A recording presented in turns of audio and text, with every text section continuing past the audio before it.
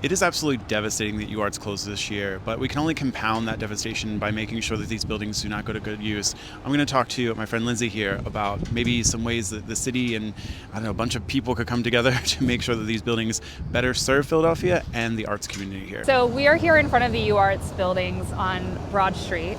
And all of these buildings combined occupy around 800,000 square feet, which is actually more than the 76ers arena.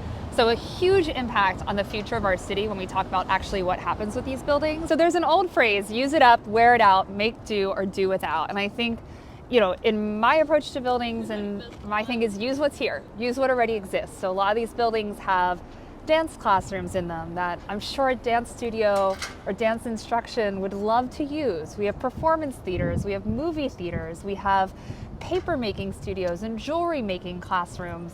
We have woodworking shops, plaster shops, ceramic shops. This building just had a $3 million renovation on a maker space. And so it's really about kind of thinking about how this infrastructure can be used, whether that's the floor drains or the ventilation or the electricity, just thinking about how this existing infrastructure can continue to live on and can continue to support the arts in the way that it lives on, even if it's in a different way. I think the reality of bankruptcy is that it goes to the highest bidder.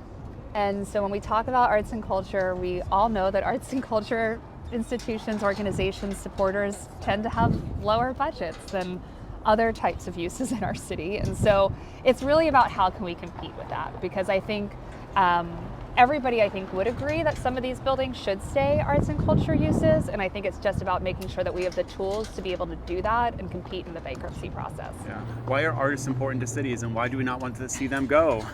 Oh, artists are so important to cities. So I don't think it takes a lot to look around at cities that actually have lost a lot of their artists. I would say cities like San Francisco don't have a ton of working artists in them.